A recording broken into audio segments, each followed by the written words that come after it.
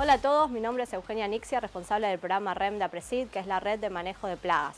En el día de hoy vamos a hablar acerca de la última resistencia declarada, que es amaranthus híbridos resistente a fomesafen, que es un grupo de herbicidas del grupo de los PPO. Este video forma parte del grupo de acciones que hacemos desde el programa para dar a conocer un poco el paso a paso que conlleva la confirmación de resistencia, a partir de las cuales nosotros después difundimos las alertas. Hoy nos encontramos en la Facultad de Agronomía de la Universidad Nacional del Litoral, en Esperanza, Santa Fe, para hablar con los especialistas responsables de esta última confirmación. Ahora vamos con el ingeniero agrónomo Eduardo Cortés. Él es especialista en manejo de malezas y herbicidas, consultor privado y asesor, y titular de la consultora Agrotester I+D.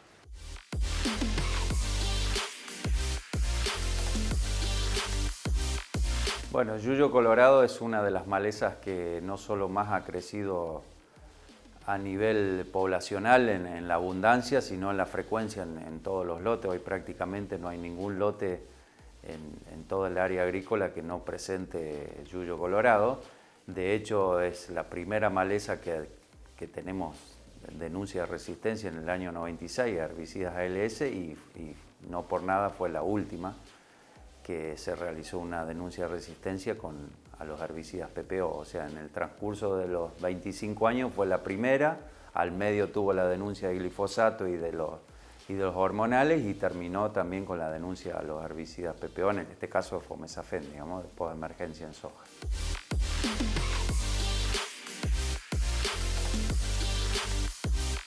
Tenemos que destacar, más allá de que hemos determinado la resistencia, que fue un trabajo que arrancó por allá por el 2016 en algunos ensayos a campo que veníamos realizando, inclusive con solos a los herbicidas PPO y en mezcla con hormonales, con glifosato. Bueno, empezamos a determinar ahí que veíamos alguna falla y también lo que podemos ver, porque es la realidad más allá de los ensayos, podemos ver que el herbicida fomesafen no es el mejor controlador de yuyo colorado. Uno ve que cuando pasa un cierto tamaño, el herbicida fomesafen la verdad es que deja de ser bastante efectivo.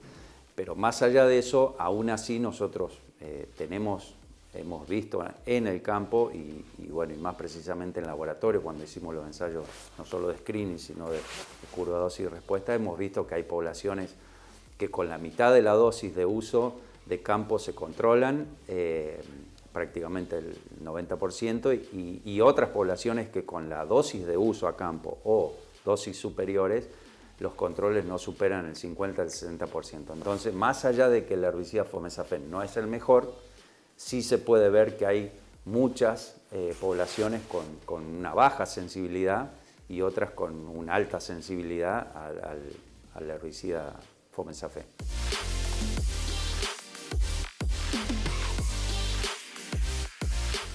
Bueno, nosotros comenzamos a ver fallas por allá por los años 2013 o 2014, cuando empezábamos a hacer ensayos de experimentación, más que todo de desarrollo de algunos herbicidas solos, con fomesafen solo o en mezcla, y veíamos algunas fallas y por ahí lo atribuíamos muchas veces a las condiciones ambientales, obviamente, porque son ensayos que se realizaban a campo, con todo lo que significa, digamos, ¿no? Hacer ensayos a campo. Pero después, a partir del año 2016, hemos centrado el ojo en esta herbicida porque realmente veíamos algunas variabilidades muy llamativas en los controles. O sea, había plantas prácticamente que se controlaban al 100% y había plantas que quedaban vivas. Entonces, esa alta variabilidad nos empezó a llamar mucho la atención, y de ahí fue que sí ya empezamos a hacer ensayos a campo como para poder identificar distintas poblaciones en el año 2016, y a partir del 2017 y 2018, 19, bueno, después tuvimos un parate un poco de la pandemia y seguimos en el 20 y 21, que fue la confirmación, que todos esos 4 años fueron ensayos que realizamos ya en laboratorio con distintas poblaciones. Hemos trabajado con más de 15 poblaciones. Quizás por ahí las poblaciones que hemos mostrado en la denuncia son las más típicas o las que se puede ver alguna diferencia más contrastante, pero hemos trabajado con muchas poblaciones y bueno, y lo que vemos justamente es que hay mucha variabilidad.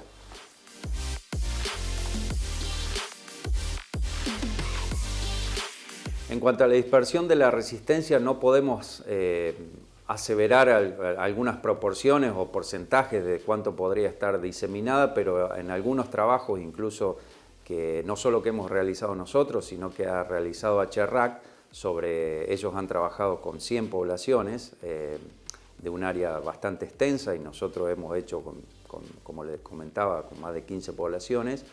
Hemos visto que hay una diseminación que es muy variable, como les contaba anteriormente, pero digamos, desde el punto de vista práctico, es de esperar que haya una diseminación importante porque es una maleza que es muy competitiva y que presenta alta variabilidad en su crecimiento, en su desarrollo y en su comportamiento. Entonces, como es una maleza muy competitiva, como puede ser coniza, como puede ser equinocloa, yo creo que es de esperar, digamos, que haya una diseminación en el transcurso de los próximos 4 o 5 años.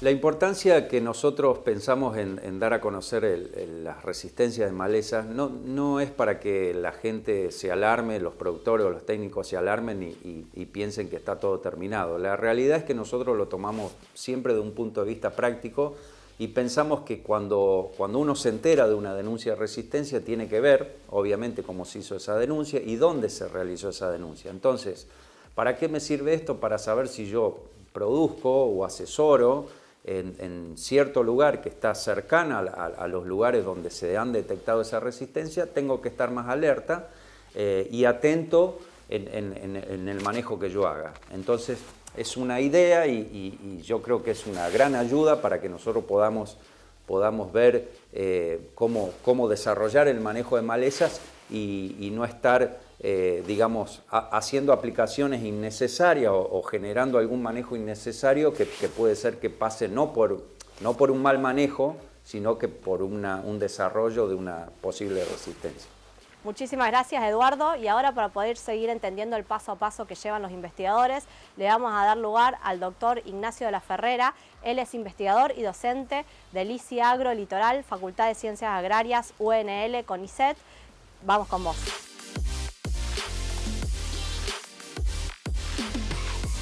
A modo sintético, para comenzar a determinar la resistencia de una población a determinado herbicida, hay dos o tres ensayos principales sobre los que se parte para poder determinar que la resistencia efectivamente existe.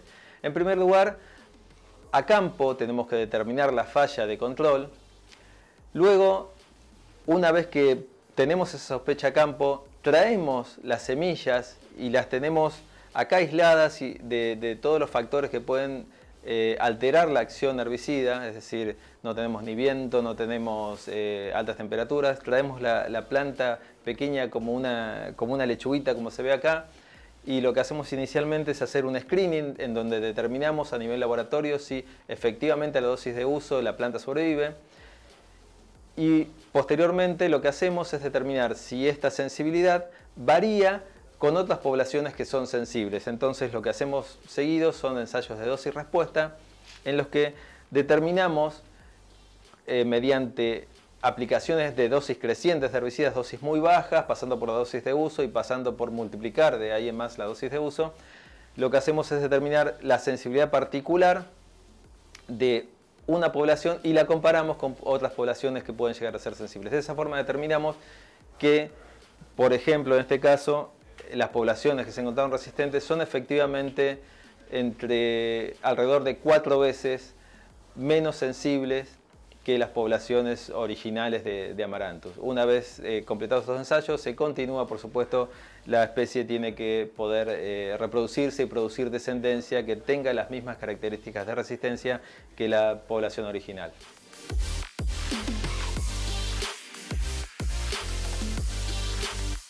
Bueno, conocer los mecanismos de resistencia de una maleza implica primero, tratar de poder elaborar medidas que contrarresten esta resistencia. Por ejemplo, hay casos en el que la resistencia es muy dependiente o de factores ambientales o de por ahí tamaños por encima de los cuales no puede ser controlada, y conocer los mecanismos nos puede dar una idea de en qué condiciones sí podrías mantener la efectividad cierto principio activo. En realidad, a campo, cuando tenemos alguna población resistente, primero hay que considerar que no todas las poblaciones que tenemos a lo largo del país van a ser resistentes, sino algunas puntuales, y por eso el monitoreo y la determinación de que esa población en particular es resistente nos ayuda a decidir que en ese caso particular no va a ser útil determinado principio activo. Pero por otro lado, por ejemplo, en los mecanismos que involucran sitio de acción en donde los factores de resistencia son muy altos, es decir, no tenemos forma a veces de contrarrestar esa resistencia. En cambio, en los casos en los que la especie en determinadas condiciones ambientales puede llegar a ser sensible, podríamos llegar a jugar con esas condiciones conociéndolas para tratar de al menos reducir la frecuencia de esos individuos resistentes.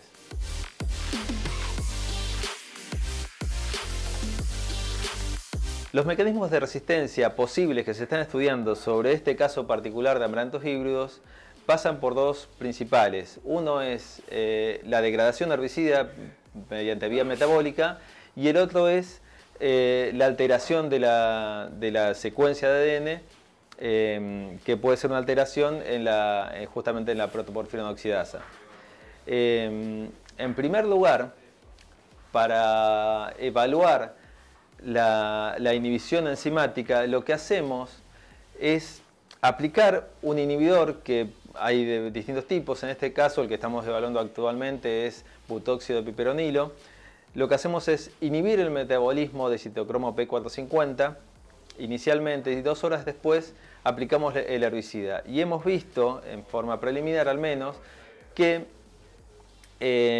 las plantas que tienen inhibido el metabolismo aumenta su sensibilidad al herbicida. Es decir que en ese caso creo que vamos por buen camino, y ese sería al menos uno de los mecanismos involucrados en la baja sensibilidad a inhibidores de PPO.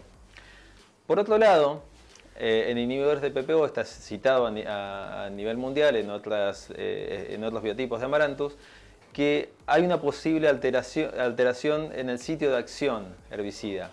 Para ese caso, lo que también estamos haciendo es tomar muestras de plantas jóvenes, hacer una extracción de ADN y evaluar en la amplificación justamente de las dos partes que lleva la protoporfirina oxidasa dentro del genoma de la especie, evaluar si existen alteraciones de punto en el sitio de acción del herbicida.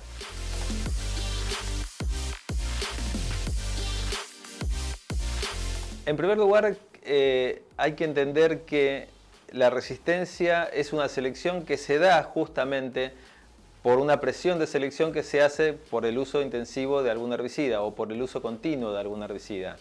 Lo vimos para el caso de glifosato, lo vimos para el caso de herbicidas hormonales y ahora para el caso de inhibidores de PPO. Por lo que se conoce a nivel mundial y por los pequeños ensayos previos que hemos realizado con algunos herbicidas de la misma familia, es de esperar que al menos en algunos de los otros herbicidas inhibidores de PPO se traslade esta resistencia. Muchísimas gracias, Ignacio, por tus aportes. La verdad que es muy interesante conocer cómo fue el paso a paso para la determinación de la resistencia, puntualmente en esta especie que es muy importante para el agro argentino. Así que esto fue todo en cuanto a este evento de resistencia de amaranthus híbridos a Fomesafem. Desde REM queremos agradecer puntualmente a los especialistas que nos acompañaron en este video y a todos los que están viendo, y especialmente a las empresas que acompañan al programa.